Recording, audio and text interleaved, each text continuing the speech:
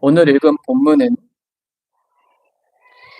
예수 그리스도를 믿음으로 하나님의 자녀가 된 우리의 신분이 얼마나 영광스러운지를, 그리고 얼마나 존귀한지를 잘 드러내주는 본문입니다. 오늘 본문은 해석하기 어려운 부분들이 있지만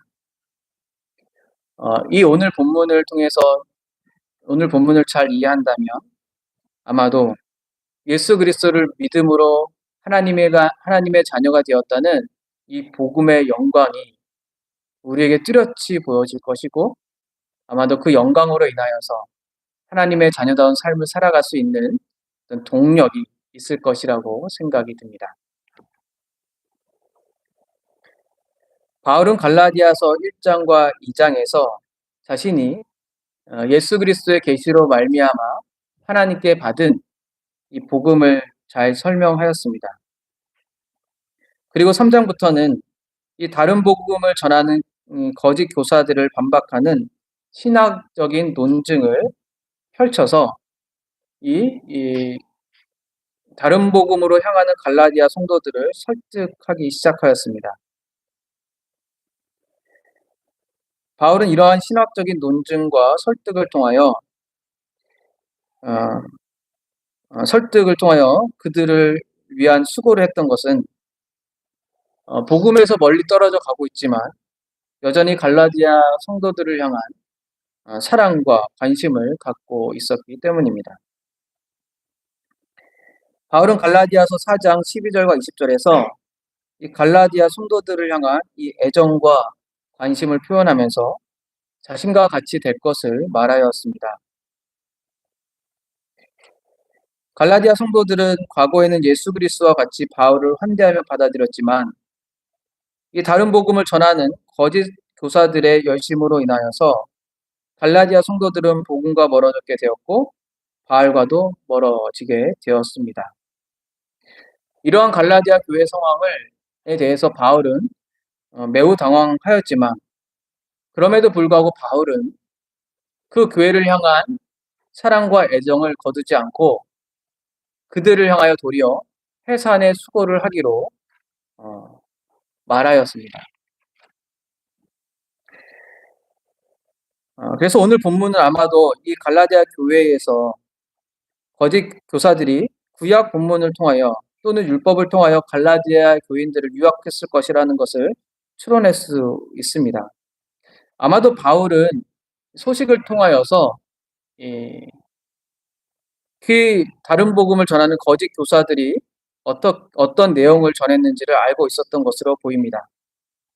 아마도 오늘 본문을 통해서 보기는 창세기 본문을 통하여, 특별히 율법 가운데 제일 첫 권이죠. 창세기 본문을 통하여서 예루살렘에 뿌리를 두고 혈통적으로 사라의 자녀라인 이삭의 후손들이 참 언약의 백성들이라고 그들은 주장하였고, 도리어 이방 그리스도인들은 하갈의 자녀인 이스마엘의 후손이라고 간주했던 것으로 보입니다.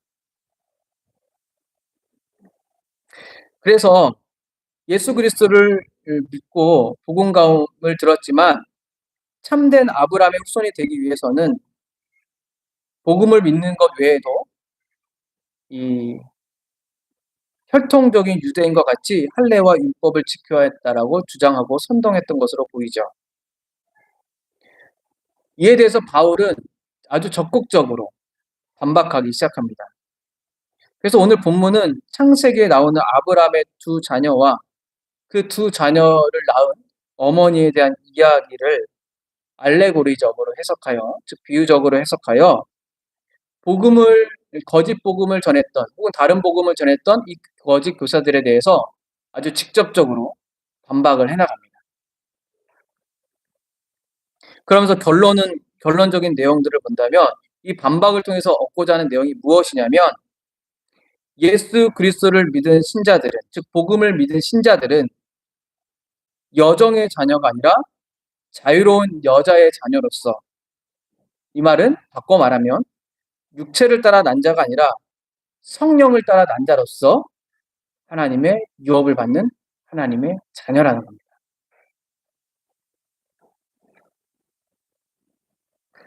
오늘 본문에 대한 내용들을 설명해 보도록 하겠습니다. 바울은 나에게 말하라 라고 시작합니다. 이 글을 읽고 있는 갈라디아 교인들에 대하여 그러면서 율법 아래에 있고자 하는 자들이라고 표현을 합니다. 우리는 이 표현에서 갈라디아 교회가 얼마나 율법주의에 빠져갔는지를 확인해 볼 수 있습니다. 갈라디아 교인들은 바울이 전한 복음을 듣고 예수 그리스도를 믿음으로 하나님의 자녀가 되었지만 하나님의 자녀로서 새 시대의 방식을 살지 못하고 도리어 옛 시대의 방식을 살도록 점점 빠져가고 있었습니다. 그러나 아주 절망적인 상황은 아니었습니다. 그들은 점점 그리스도의 복음에서 멀리 떠났지만 그리스도의 복음에서 완전히 떠나지는 않았기 때문입니다. 만일 그들이 그리스도의 복음에서 완전히 떠났다면 바울이 율법 아래에 있고자 하는 자들, 즉 율법 아래에 살고자 하는 자들이라고 표현하지 않고 너희는 율법 아래에 있는 자들이라고 표현했을 것입니다. 아직까지 그들에게는 복음의 씨앗이 담겨져 있었고 그리스도의 형상이 있었기에 그들을 향하여 율법 아래에 있고자 하는 자들이라고 표현했던 것이죠. 겉으로 보기에는 거의 꺼져가는 불꽃과 같은 교회의 위태로운 상황이었지만 바울은 여전히 그들의 그 갈라디아 교회 안에 복음의 씨앗이 그리고 희미하지만 복음의 빛이 있다라고 여긴 것처럼 보입니다. 그래서 바울은 기꺼이 해산의 수고도 하고 그들을 향하여서 아주 적극적으로 설득하기 시작합니다. 바울은 이 거짓 교사의 가르침, 즉 다른 복음에서 이 갈라디아 교인들을 돌이키기 위하여서 거짓 교사들이 하는 이 성경의 본문들 혹은 이야기들을 갖고 아주 적극적으로 반박해 나가기 시작합니다. 오늘 이렇게 묻죠. 율법의 아래에 있고자 하는 자들아, 율법을 듣지 못하였느냐? 바울은 익히 그들이 알고 있었던 율법을 드러내고 그 율법을 통해서 다시금 복음의 진리를 드러내고 그 복음으로 말미암아 하나님의 자녀가 되었다는 사실을 더욱더 분명히 드러내기를 원했습니다. 바울은 창세기에 기록된 아브라함의 두 아들에 대해서 이야기를 합니다. 기록된 바 있죠. 아브라함에게는 두 아들이 있습니다. 바울은 두 아들의 이름을 구체적으로 언급하면서 글을 시작하지는 않습니다. 그러나 우리는 창세기를 익히 알고 있는 사람들로서 두 아들이 누군지를 잘 알고 있죠. 하나는 이스마엘이고 하나는 이삭입니다. 물론 또 다른 아브라함의 아들들이 있었지만 여기서 말하는 두 아들은 이스마엘과 이삭을 지칭합니다. 이삭을 낳은 어머니는 사라이고 이스마엘을 낳은 어머니는 사라의 여종 하갈입니다. 바울은 오늘 본문 전체에서 이스마엘이라는 이름이 등장시키지 않고 사라의 이름을 등장시키지 않습니다. 이 말을 하면서 하갈의 이름을 잠깐 등장시키고 또 이삭의 이름을 등장시킬 뿐입니다. 그것도 아주 잠시 등장하죠. 이것은 어떤 의미가 있냐면 바울이 오늘 이 본문에서 그리고 갈라디아 교회의 성도들이 이 글을 읽을 때 알기를 원했던 의도는 뭐 이삭이 누구인지 이스마엘이 누구인지 혹은 사라가 누구인지 하갈이 누구인지를 알려주기보다는 그들의 신분이 어떠한지를 지금 알려주기를 원하고 있는 것으로 보입니다. 바울은 오늘 본문에서 이렇게 말을 합니다. 아브라함에게 두 아들이 있으니 27절에요. 하나는 여종, 신분이죠. 여종 신분. 그리고 하나는 자유 있는 여자, 그것도 신분이죠. 그러니까 두 아들이 있는데 각각 다른 신분에서 아들이 낳아졌다라고 말을 합니다. 그러면서 더 23절에 다음과 같이 말을 하죠. 여종에게서 난 아들은 육체를 따라서 낳고 자유 있는 여자에게서 난 아들은 약속으로 말미암았다라고 말을 하고 있습니다. 그러니까 우리는 분명히 오늘 본문에서 육체를 따라서 난 사람이 누구이고 약속에 따라서 혹은 성령에 따라서 난 사람이 누구인지에 대한 이 개념이 잡힐 수 있을 거예요. 육체로 따라 났다는 것은 어떤 의미죠? 어, 하갈이 출생하는 모습을 통해 우리는 확인해 볼 수 있습니다. 여기서 육체를 따라 났다라는 의미는 이 부부의 성관계로 인하여서 임신과 출생으로 자연적으로 났다라는 의미입니다. 하갈이 그렇게 났잖아요. 그러니까 하나님의 약속을 이루기 위해서 아브라함은 자연적인 방식으로 이스마엘을 출생했죠.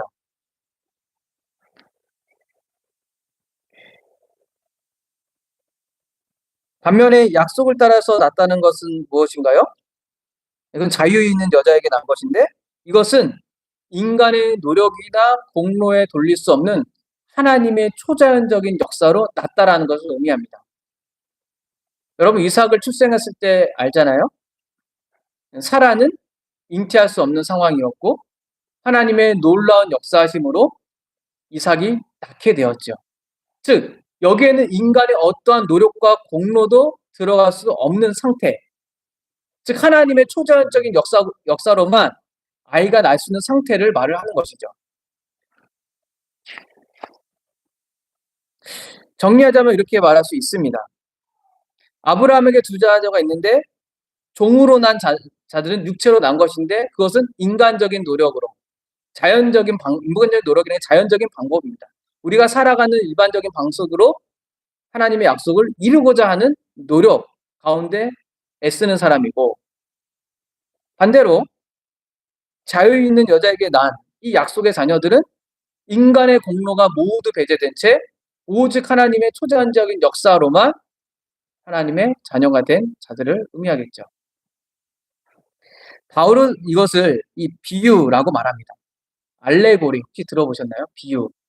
예, 아마 많이 들어봤을 것 같습니다. 이 비유적 해석 혹은 알레고리적 해석은 이 주어진 이야기 혹은 주어진 문장에 숨겨진 의미가 있어서 그 숨겨진 의미에 있는 대상을 찾아야 된다는 거예요. 의미를 발견해야 된다는 거예요. 주로 이 해석을 이러한 해석은 우화적이고 추상적이고 그리고 음, 소위 영적으로 해석한다라고 표현합니다. 예를 들어 한 교부가 알레고리적인 해석을 한 건데요. 출애굽 사건은 육체로부터 영혼이 벗어난 것을 의미합니다. 이런 식으로 해석하는 거예요. 알레고리 해석. 오해하지 말아야 할 것은 이 알레고리적 해석이 조금 어려울 수는 있지만 이 예포론 혹은 모형론적인 해석과는 좀 다르다는 겁니다. 이 모형론적인 해석은 이스라엘 역사의 특정인 사건이 구속사의 계시 가운데 드러나는 것을 예표한다라고 생각하는 것이 이 모형론적 혹은 예표론적 해석입니다. 이러한 해석의 대표적인 예는 뭐냐면 광야의 룩뱀은 십자가에 달린 그리스도를 나타낸다. 그러니까 얼핏 보면 알레고리 해석과 예표론적 해석이 비슷해 보이잖아요. 그런데 알레고리 해석은 구속사적인 내용들의 의미를 담고 있지가 않고 바로 직관적으로 거기에 숨겨져 있는 의미를 매칭시킵니다. 오늘날 이렇게 모든 성경을 알레고리적으로 이해해야 한다고 하는 사람들이 있죠. 그들은 하나의 성경을 강조합니다. 우리도 하나의 성경을 강조하죠. 그러나 그러한 사람들은 이 비유적인 해석을 강조하는 사람들은 성경의 역사적인 배경이나 성경에 쓰여진 이 단어나 맥락에 대한 흐름들을 경시하는 경향이 있습니다.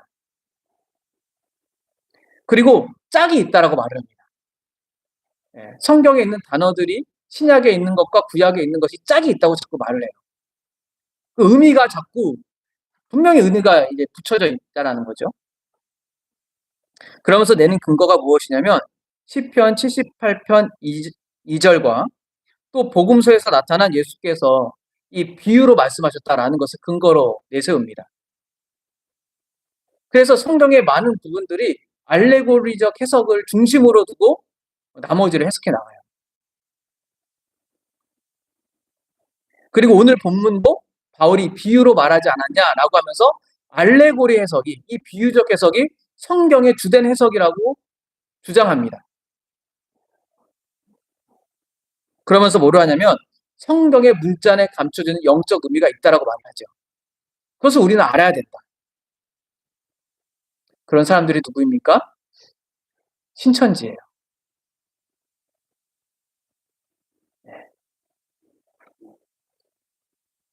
반면에 우리 개혁파 신앙 안에서는 세 가지 방법을 주요 해석으로 봅니다. 세 가지, 하나는 뭐냐면 역사적 해석, 또 하나는 문법적 해석, 세 가지는 신학적 해석입니다. 이 신학적 해석을 영적 해석이라고 해요. 그러니까 영적 해석을 되게 알레고리적으로 표현하면 조심하십시오. 영적 해석을 신학적 해석으로 이해해야 되는 거예요. 이 신학적 해석 아래 알레고리와 모형론 둘 다 들어가 있어요. 그러니까 알레고리는 안 된다라는 것이 아니라 신학적 해석 하에 알레고리와 모형론 해석을 하는 거예요. 좀 어려운 말이죠. 근데 여러분이 알고 있으면 도움이 되고 이단에 빠지지 않으니까 말씀드립니다. 칼빈은 성경 본문을 의미하는 역사적, 문자적 의미를 정당하게 받아들이면서 그 구절을 의미하는 문자적 의미 이면에 있는 의미들을 아주 조심스럽게 살펴야 된다고 말을 했어요. 되게 조심스러워야 됩니다. 맥락과 문법에도 맞으면서 거기에 이면에 있는 비유적이거나 혹은 이 모형론적 해석을 찾아 나가야 되는 것이죠. 그러니까 알레고리적인 해석의 오류는 뭐냐면 알레고리 해석을 들었을 때는 되게 막 감화가 있어요. 감동이 있어요. 근데 맥락을 쫓아가면 맥락적으로 이해하기는 되게 어려운 거예요. 그렇게 이해하면 이 칼빈과 우리가 이해하고 있는 해석적인 방법과는 많이 차이가 있는 거죠. 따라서 알레고리 해석은 성경의 주된 해석의 원리가 아닙니다. 할 수는 있어요. 그러나 주된 원리는 아니라는 거예요. 모형론적 해석도 할 수는 있어요. 그러니까 주된 원리로 삼아서는 안 됩니다. 만약 누군가 여러분에게 성경을 풀면서 모든 것이 비유요 알레고리라고 하면서 자기가 성경의 비밀을 말했다고 하면서 접근하는 사람이 있다면 조심하십시오.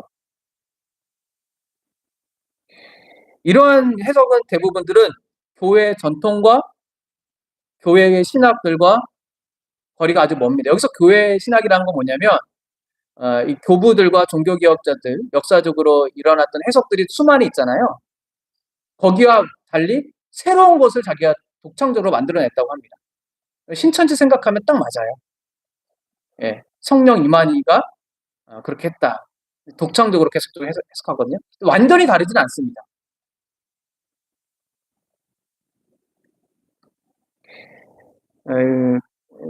대부분 주관적인 해석들이 많고 창의적인 해석들이 많지만 그것이 어떤 이론이나 근거에 따르는 것이 아니라 자기의 직관에 따르죠. 따라서 성경을 이해하고 해석할 때 조심해야 될 것은 우리는 사도가 아니라는 점입니다. 우리는 예수님이 아니고 사도가 아니에요. 네. 우리는 성경을 자유롭게 해석할 수 있지만 바울도 아니고 예수님도 아니고 사도도 아니라는 것은 새로운 계시가 없다라는 겁니다. 그래서 교회의 전통을 이해한다는 것은 해석의 역사예요. 그 2000년도 얼마나 많은 사람들이 해석했겠어요? 그 다음에 걸러져서 우리가 믿는 신앙이 된 거잖아요. 그러니까 하나의 독창적인 해석을 인정받기 위해서는 어떻게 됩니까? 신학적인 인정을 받다는 거 어떻게 되는 거예요? 근거를 준다라는 거잖아요. 내가 주장한다고 다 되는 게 아니에요. 사람이 많다라고 되는 게 아니잖아요. 그렇게 이해하시면 될 것 같습니다. 우리는 성경 66권 안에서 성령에 따라서 자유롭게 해석할 수 있고 이해할 수 있습니다. 그러나 우리의 해석이 사도들의 해석이라고 이해해서는 안 됩니다. 베드로가 이런 말을 했죠. 우리에게 더 확실한 예언이 있어 어두운 데를 비추는 등불과 같으니 날이 새어 샛별이 너희 마음에 떠오르기까지 너희가 이것을 주의하는 것이 옳으니라. 먼저 알 것은 성경의 모든 예언은 사사로이 풀 것이 아니니 예언은 언제든지 사람의 뜻으로 낸 것이 아니요 오직 성령의 감동을 받은 사람들이 하나님께 받아 말한 것임이라. 여기서 무엇을 말하나요? 예수님은 구약 성경을 해석했잖아요. 바울도 구약 성경을 해석했고 베드로도 구약 성경을 해석했고 히브리서 저자들 구약 성경을 해석했잖아요. 그때의 성령의 감동으로 기록된 이 신약의 저자들과 우리는 다르다는 말이에요.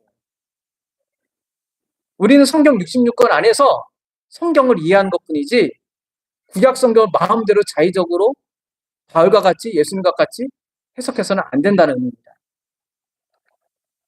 여러분 자유롭게 성경을 보시되 우리는 사도가 아니라는 점만 확실히 안다면 성령의 인도하심에 따라서 잘 볼 수 있습니다. 두려워하지 않고요. 아무튼 이걸 조금 넘어갔는데 여러분에게 유익이 돼서 말씀을 드립니다. 바울은 이 아브라함의 두 아들의 이야기를 비유적으로 해석합니다. 알레고리적으로 해석하는 것이죠. 그런데 이 알레고리적 해석은 이 모형론을 섞여져 있는 알레고리적 해석입니다. 너무 복잡하니까 거기에 대한 설명은 많이 하지 않겠습니다. 어쨌든 보십시오. 직접적으로 연결시키잖아요. 두 아들은 두 언약이다. 이렇게 연결시키는 거예요. 이게 알레고리적 해석인 거예요. 이제 바울이 해석해 나가는 거죠. 어떻게 해석하는지 보십시오. 알레고리적으로. 여러분 잘 아시다시피 두 여자들은 하갈과 사라입니다. 하나는 신의 산으로부터 종을 낳은 자니 여기서 신의 산은 신의 산 언약을 의미합니다. 그리고 다른 이 사람은 예루살렘부터 자유자니 곧 우리 어머니라. 이것은 새 언약을 의미합니다. 두 언약이잖아요.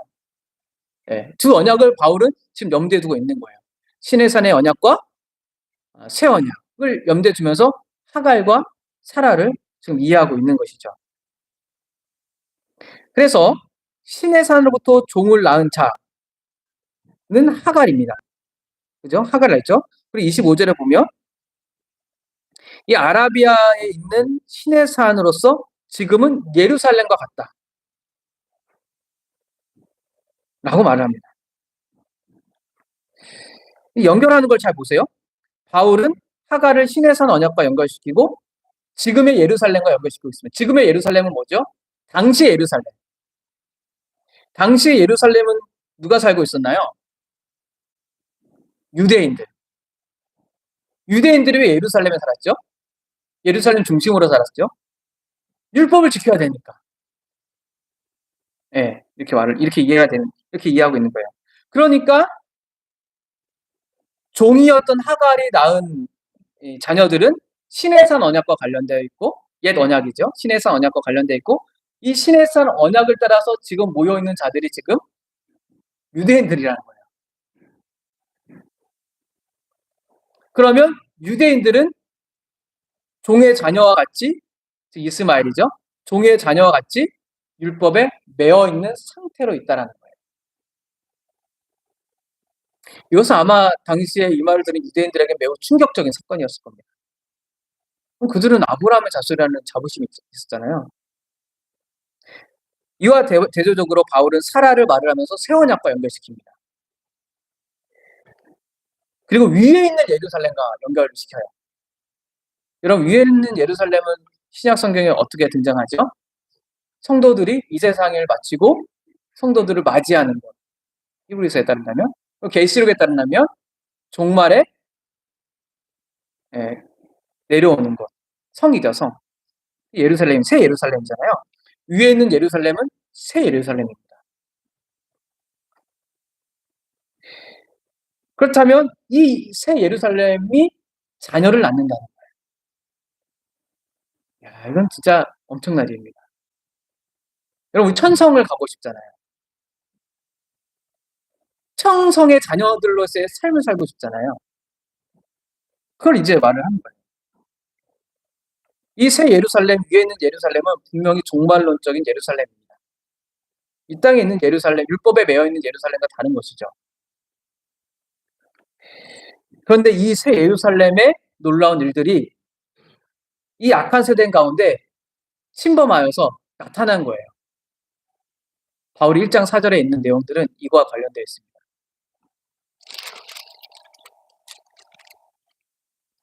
이 악한 세대에서 우리를 건지시려고, 그죠? 우리 죄를 대속하셔서 예수 그리스도께서 자기를 대속물로 드렸다라는 것은 이 새 예루살렘에 있는 내용과 관련이 있는 거예요. 위에 있는 이 예루살렘, 이 새 예루살렘은 새 언약의 시작과 동시에 이 땅에서 부분적으로 성취가 됩니다. 사라가 약속의 자녀인 이삭의 어머니인 것처럼 이 세상에서 예수 그리스도를 믿고 약속의 자녀들은 그의 어머니로 하늘에 있는 예루살렘을 삼습니다.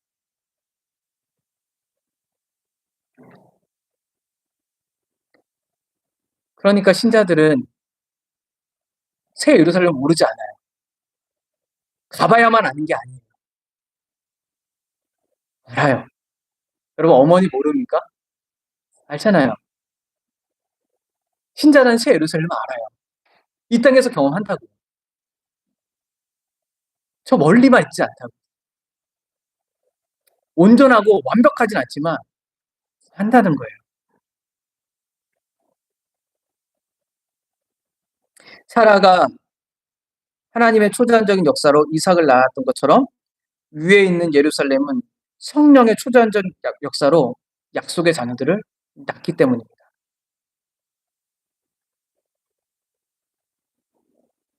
사라가 하나님의 약속에 따라서 이삭을 낳았던 것처럼 하늘에 있는 예루살렘은 하나님의 약속을 따라서 이 세상에서 하나님의 자녀를 낳습니다.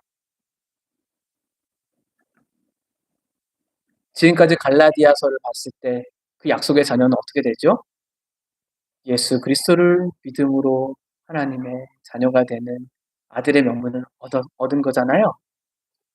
그러니까 예수 그리스도를 믿는다라는 것은 새 예루살렘으로부터 하나님의 자녀를 낳는 것을 경험하는 거예요. 명찰 하나 딱 붙이는 게 아니라는 거예요. 존재론적으로 다르다는 거죠.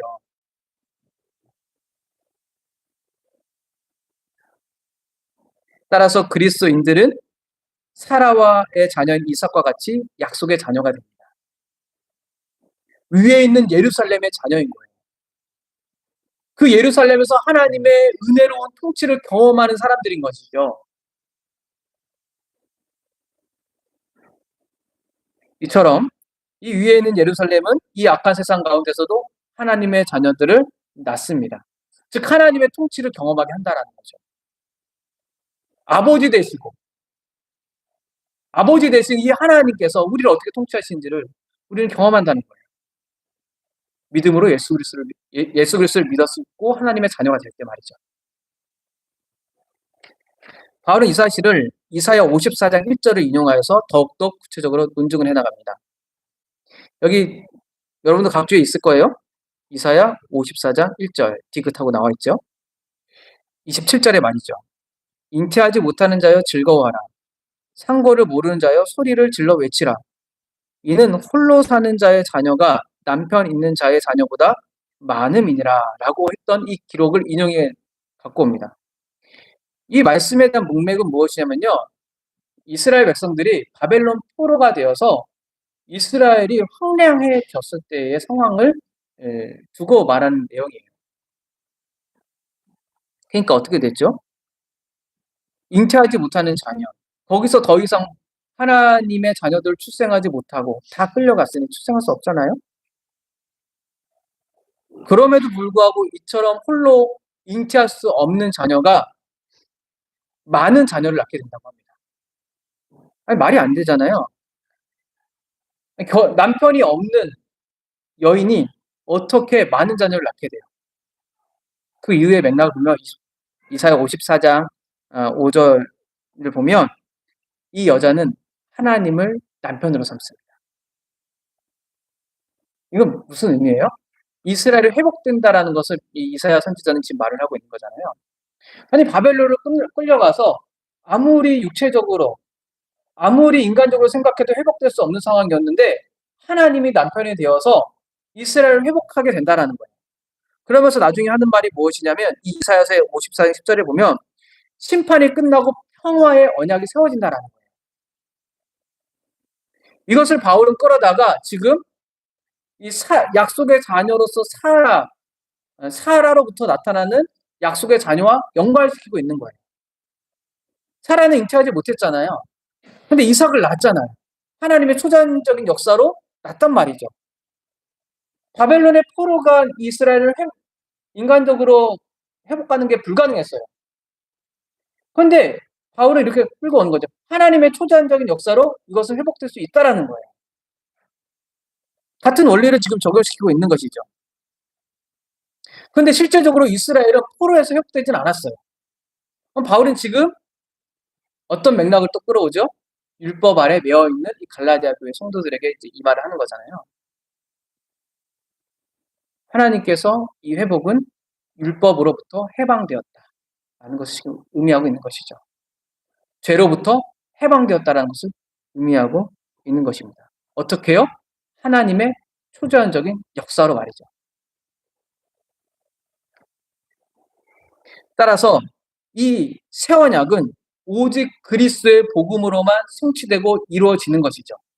인간에 대한 공로들이 거기에 들어갈 자리가 없는 거예요. 바울은 이 말씀을 통해서 복음을 더욱더 확실하고 강조점으로 말을 하고 있는 것이죠. 여러분, 죄 아래, 율법 아래에서 회복되는 길은 그리스도의 복음 외에는 없다라는 거예요. 그 복음으로 말미암아 하나님의 자녀가 되었다는 것 외에는 이 율법의 종로를 아래서, 죄의 종로를 아래서 회복되는 길이 없다라고 바울은 이 구약에 있는 말씀들을 통하여서 지금 갈라디아 성도들에게 말을 하고 있는 것이죠.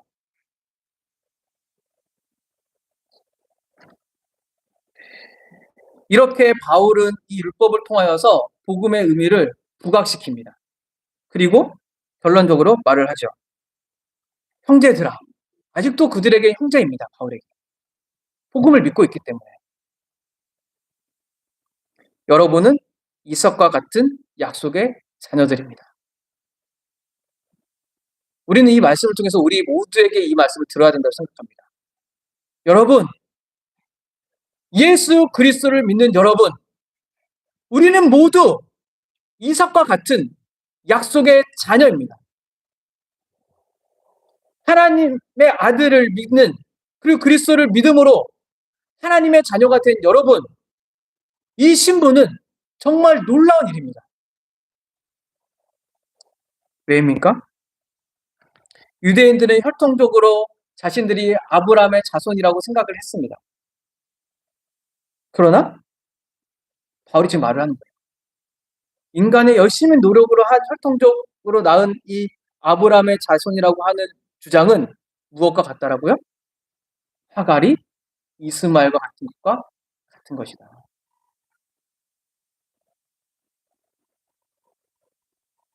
반면에 너희가 약속이 된 것은 무엇인가? 사라가 이삭을 낳은 것과 같은 것이다.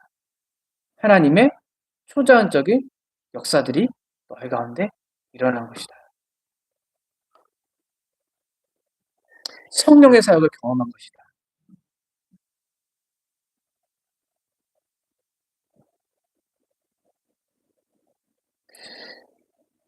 여러분, 믿는 것이 쉬운 겁니까? 어려운 겁니까? 여러분, 예수 그리스도를 믿는다는 것이 여러분 가운데 일어났다는 것은 오늘 바울의 말에 따르면 어떻게 이해될 수 있어요? 초자연적인 일. 여러분 만약에 이게 초자연적인 일이 아니라고 생각한다면 우리가 믿고 있는 믿음을 다시 생각해 봐야 돼요. 그거는 신념일 수 있어요. 인간의 신념은 누구나 갖고 있잖아요. 예수 그리스도를 믿는 신념을 믿는 사람은 내가 믿는 믿음을 초자연적인 역사라고 믿지 않아요. 여러분, 사라가 이삭을 낳은 게 기적입니까? 아닙니까? 기적이죠. 놀라운 기적이죠. 어떤 기적이에요? 일어날 수 없는 일이 일어난 거잖아요. 아브라함이 그것을 일어날 수 있는 일이라고 했다면 하가를 통해서 이스마엘을 낳았겠습니까? 안 낳았겠죠. 아브라함은 자기가 열심히 해서 약속을 이루려고 했어요. 그게 뭐라고요? 율법에 매여 있는 것과 똑같다는 거예요. 반면에 사라는 모두가 비웃을 때, 모두가 아니라고 할 때 하나님께서 행하셨죠. 믿음이 그런 겁니다. 그러니까 만약에 예수 그리스도를 믿고 내가 하나님의 자녀가 되었다면 이 초자연적인 일을 경험했기 때문에 감격하고 놀라야 하는 거예요. 여러분, 새 예루살렘, 하늘에 있는 도성, 어디서 경험합니까? 이 세상에서 경험 못 하나요? 여러분, 천국 가면 깜짝 놀랄 거잖아요. 안 놀랄 것 같나요? 죄가 없는 곳을 한 번도 경험하지 않았기 때문에 놀랄 거예요. 근데 신자는 어디서 안다고요? 여기서 한다고요. 왜요? 위에 있는 예루살렘의 자녀들이잖아요. 그러니까 여러분, 새 예루살렘 모른다고 하지 마세요. 안다고 하세요. 그러나 완벽히 모른다고는 할 수 있죠. 나 그러나 새 예루살렘 가보지 않았지만 이 세상에서 그것이 무엇인지 하나님의 은혜를 통해서 안다. 성경을 통해서 안다. 왜요? 나 하나님의 자녀니까요. 성령 역사 경험하지 않았다고 말하지 마세요. 경험했다고 말하세요. 예수 믿는 거 성령의 역사예요. 초자연적인 일이라고요. 예수 믿는 거 어렵죠? 어려워요. 누군가 저에게 물어봤습니다. 어려운 일이야. 어려운 일입니다. 그러나 하나님이 행하시면 쉬운 일입니다. 왜죠? 하나님은 다 할 수 있거든요. 성령도 하나님이시잖아요. 다 할 수 있습니다. 그러니 믿음으로 말미암아 하나님의 자녀가 됐다는 것은 정말 놀랍니다. 나에게 일어날 수 없는 일이 일어났다라고 생각하시면 됩니다. 감격이죠. 감독이죠. 은혜죠. 하나님의 자녀를 생각할 때 하나님의 은혜가 충만한 것이고 하나님의 능력이 충만한 겁니다. 따라서 하나님의 자녀라는 이 명분 자체를 우리는 소홀히 여겨서는 안 됩니다. 바울은 이 선언들을 현실에서 적용시키기 시작하죠. 예, 여기 보면 육체를 따라 난 자가 성령을 따라 난 자를 박해하는 것 같이 너희도 그런 상황이 있다. 근데 이해가 되죠, 당시의 상황 속에서. 창세기 이야기가 어떻게 되죠? 이스마엘을 임신한 하갈이 사라를 멸시하고 하갈이 낳은 이스마엘이 이삭을 조롱하죠.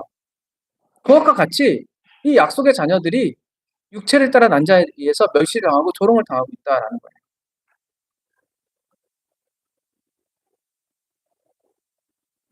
바울은 그들을 뭐라고 말합니까? 쫓아내야 한다라고 말하죠. 30절에 여종과 그의 아들 쫓아라. 그러니까 사라가 아브라함에게 요구하잖아요. 하갈과 그 자녀를 쫓아내라. 우리가 너무 힘들고 멸시당하고 있다. 쫓아내라. 그래서 아브라함에게 쫓아내라라고 말을 합니다.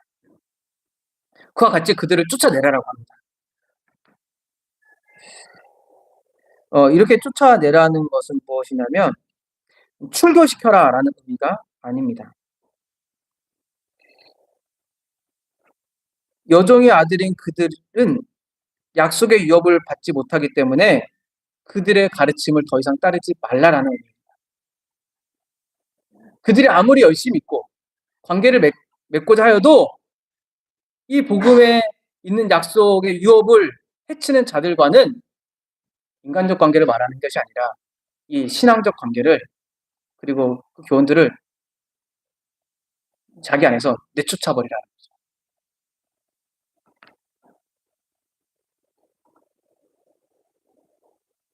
무슨 말입니까?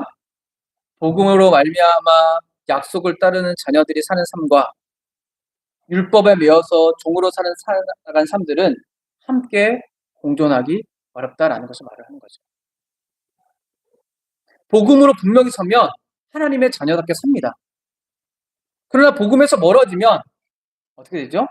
율법에 매여 있는 삶으로 살아가고자 하는 일이 생긴다는 거예요. 분명히 드러납니다. 공존할 수 없기 때문이죠. 근데 그것을 분별하지 못하는 이유는 복음이 선명하지 않아서 그렇죠. 율법을 강조할수록 복음의 자유는 빼앗깁니다. 이처럼 율법을 따르는 사람들은 복음의 자유를 누리는 사람들을 내 자유를 빼앗으려고 합니다. 그런 일들은 교회에서 일어나죠. 복음 때문에 우리가 갈등이 일어나나요? 율법적인 조항들 때문에 우리가 갈등이 일어나나요? 우리의 관심은 복음에 있나요? 율법에 있나요? 성령의 역사는 복음으로 말미암아 이루어집니까? 아니면 율법에 매여 있는 자들에게 성령의 역사들이 일어납니까?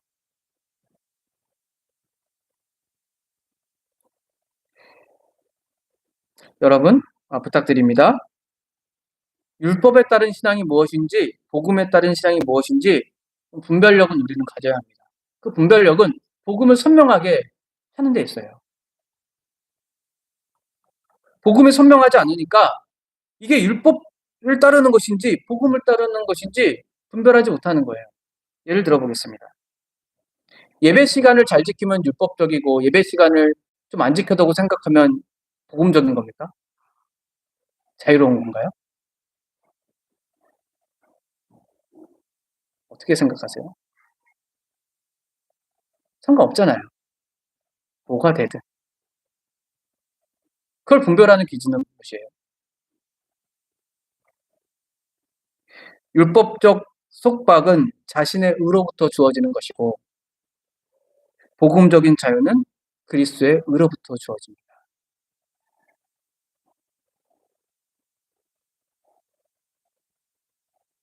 그것이 핵심입니다. 그것을 알지 못하니 우리는 수많은 율법적인 것들과 이것이 율법적으로 따르는 것이네, 이것이 복음의 자유를 따르는 것이네라고 말을 하죠. 그러나 복음의 진리, 자신의 의를 따르는지 그리스도의 의를 따르는지에 대해서는 분별하려고 하지 않아요. 어렵거든요. 명확하지도 않는 것 같고.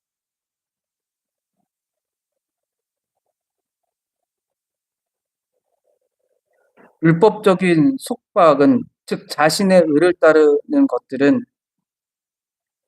것들이 점점 많아져서 그리스도의 의가 점점 드러나지 않고 복음이 타협되면 점점 우리의 모든 삶들은 복음을 믿었지만 오늘 갈라디아 교회 성도처럼 율법적인 신앙에 나아가게 됩니다. 어떤 표면적인 말을 하는 게 아니에요. 내가 자신의 의를 따르는지 그리스도의 의를 따르는지 알지도 못한 채 복음을 신념으로 믿는 사람조차 그렇게 된다는 거예요. 복음을 믿는 것이지 복음은 신념이 아니잖아요. 따라서 이 자유롭게 하는 복음은 타협하지 말아야 됩니다. 분명히 해야 되고 선명해야 합니다. 왜냐하면 하나님의 유업은 이 복음을 믿음으로 그리스도와 함께하는 자들에게만 주어지기 때문입니다.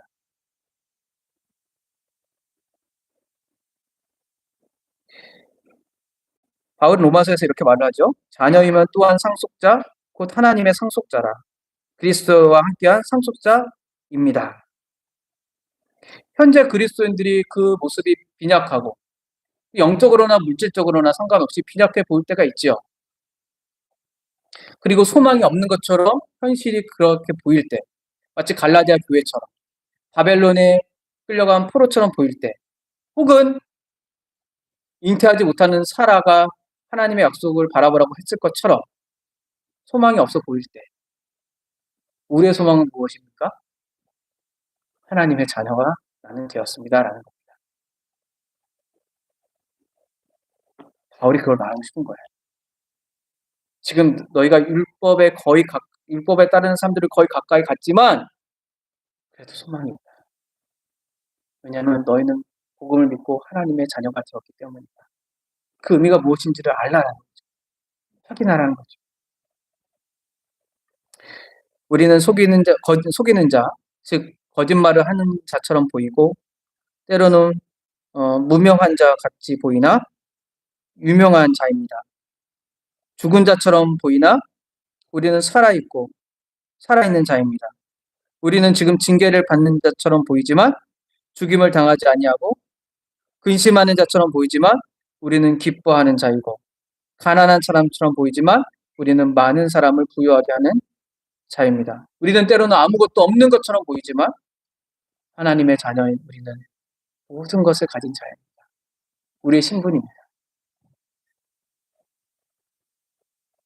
바울은 결론적으로 다시 한번 이 말을 합니다. 31절 읽어볼까요? 같이 시작. 그런즉 형제들아 우리는 여종의 자녀가 아니요 자유 있는 여자의 자이니라. 여러분 예수 그리스도를 믿는 여러분 다시 한번 이 성경 말씀에 기대어 선언합니다. 우리는 종의 자녀가 아니라 자유 있는 여자의 자녀입니다. 이 선언을 믿음으로 받아들이시길 바랍니다.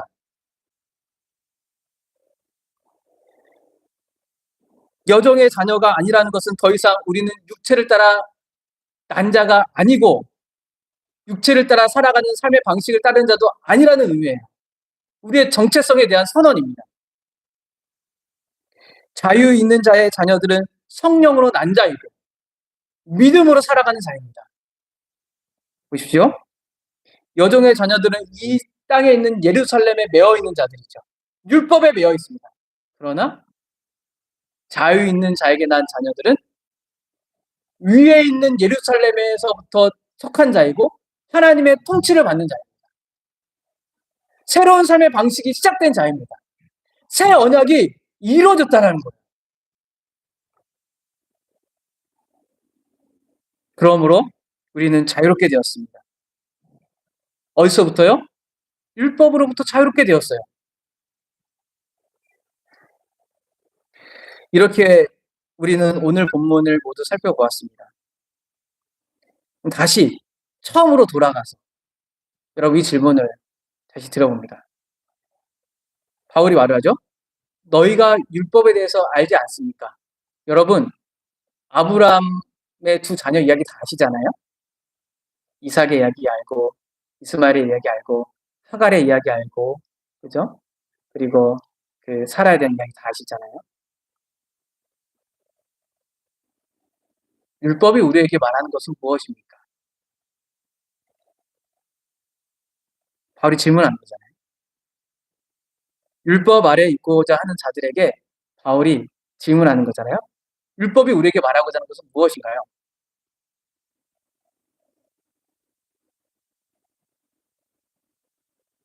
이렇게 정리하면 좋을 것 같습니다. 율법의 행위에 머무르는 것이 아니라 믿음을 통해 성령으로 그리스도를 믿음으로 하나님의 약속의 자녀로 태어나 율법에서 자유롭게 되는 것이 율법에서 말하는 것입니다.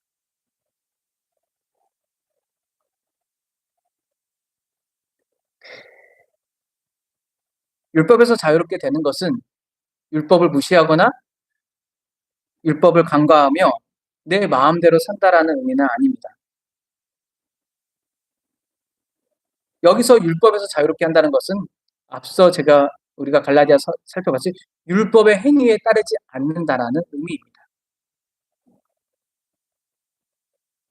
그리고 믿음을 통하여 성령을 통하여 하나님에 대해서 사는 것을 의미합니다. 이건 자의적인 것이 아니죠. 바울은 이렇게 말했습니다. 내가 율법으로 말미암아 율법에 대하여 죽었나니 이는 하나님에 대하여 살게 하려 합니다. 여러분, 하나님의 신분으로 확신하고 거기에 머무르는 것은 이제 비로소 새로운 삶의 방식을 살아갈 준비를 마친 것입니다. 아무리 새로운 삶의 방식을 살려고 하고 율법에서 자유롭게 하려고 해도 하나님의 자녀로서 나의 정체성을 굳건히 세우지 않고서는 우리는 늘 실패할 것입니다. 그러니 하나님의 자녀로서의 신분의 정체성을 굳건히 세우십시오. 그리고 이후에 어떻게 해요? 5장부터 이제 삶을 얘기하잖아요. 점점점. 바울의 논리를 쫓아가 봐보세요.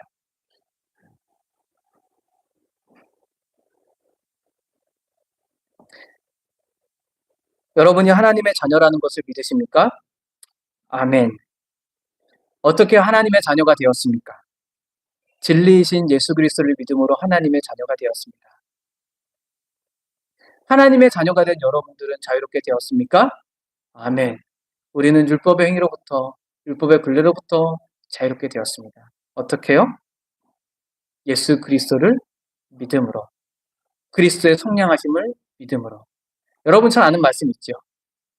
진리를 알지니 진리가 너희를 자유롭게 하리라. 이 자유가 무엇이죠? 여기서 진리는 무엇입니까?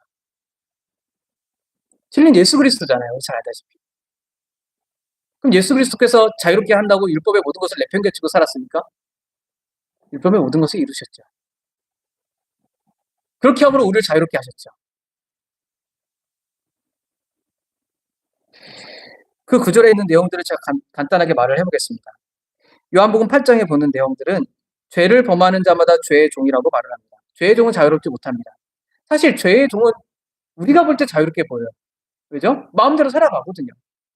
특히 뭐 극단적으로 술 먹고 취하고 자기 마음대로 모든 일들을 하지 않습니까? 자의적으로. 참 자유로운 인생처럼 보여요. 어떤 사람은 그래서 이렇게 말을 하죠. 나는 예수를 빨리 믿는 것보다 늦게 믿었으면 좋겠다. 저 참 자유로운 삶이 좋다. 그게 자유로운 삶입니까?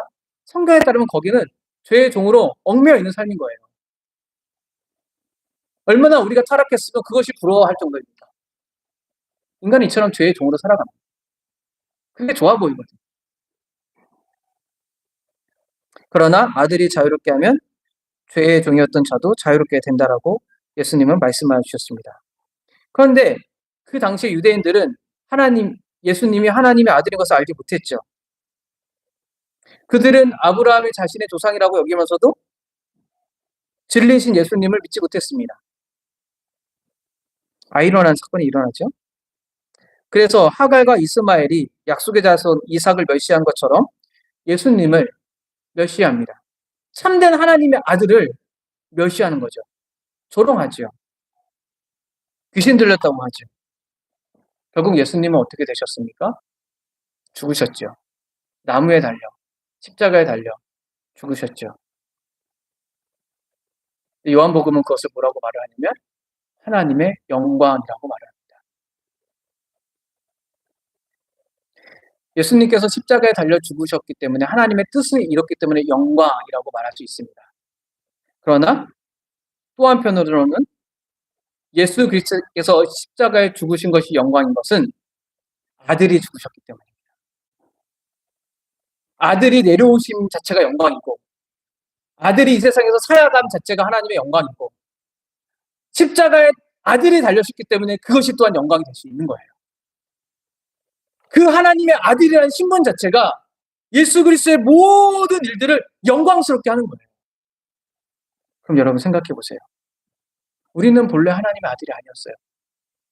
죄의 종이었죠. 노예였습니다. 율법의 매연자였습니다. 그런데 어떻게 우리의 일들이 영광이 됩니까? 아들이고 딸이기 때문입니다. 여러분 기억하세요. 내가 하나님을 하는 일들이 왜 인사에서 영광이 되는 거예요? 그 일이 가치 있어서입니까? 같이 있다면 하나님 앞에서 얼마나 같이 있겠어요? 물론 사람들 사이에서 좀 더 같이 있는 사람들이 있죠. 그러나 절대자인 하나님의 공의롭고 정의로운 것 앞에서 얼마나 같이 있겠어요? 우리가 믿음으로 말미암아 하나님의 자녀가 되었기 때문에 영광스럽고 같이 있는 거예요. 그러니 우리가 비로소 하나님을 향해서 살 수 있게 되는 거예요. 우리가 살 때마다 영광이 보이지 않습니까? 내가 하나님의 자녀로서 모든 일을 하잖아요. 하나님의 딸로서 모든 일을 하는 거잖아요. 근데 아버지가 그 자식이라는 것보다 야, 너 그 정도 했으니까 나가 이러겠습니까? 너 이제 내 아들 아니다 그러겠어요? 징계 내리는 것도 하나님의 아들이기 때문에 딸이기 때문에 그러신 거잖아요. 이것이 그렇기 때문에 하나님을 향해 살 수 있는 이 근거가 되는 거예요. 우리 눈앞에 영광이 보이지 않습니까? 하나님의 영광이 무엇이 이루어진다고 영광이 보인다 율법에 매이게 됩니다.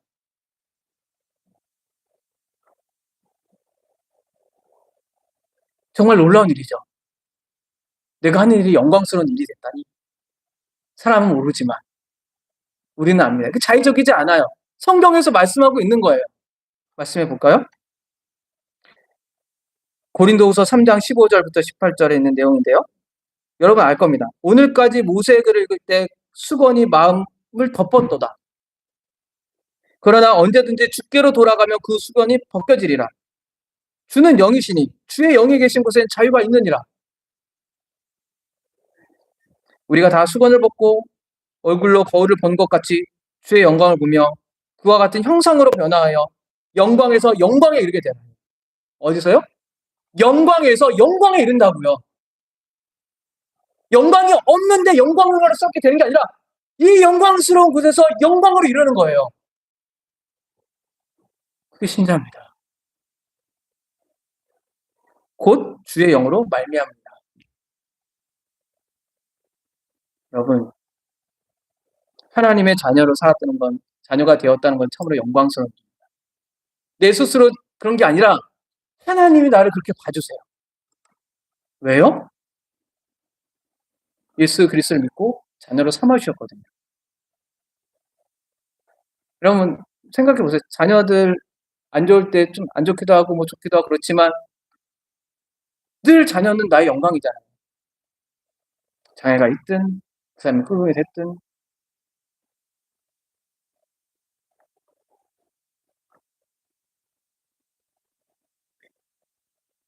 성령은 복음을 믿음으로 율법에서 우리를 자유케 하고 성령은 하나님의 자녀가 됨으로써 성령 우리를 하나님의 자녀가 되게 함으로써 우리를 하여금 영광스럽고 영광이라 가게 하죠.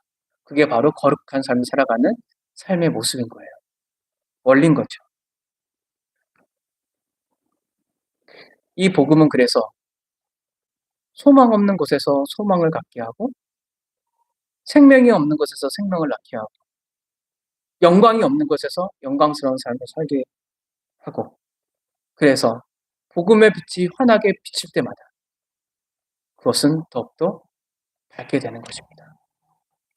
여러분 기억하십시오. 예수 그리스도를 믿는 여러분 기억하십시오. 우리는 더 이상 종의 자녀가 아닙니다. 우리는 이제 자유 있는 여자의 자녀가 되었고 하나님의 자녀가 되어서 율법으로부터 자유롭게 된 하나님의 자녀들입니다. 기도하겠습니다. 거룩하신 하나님,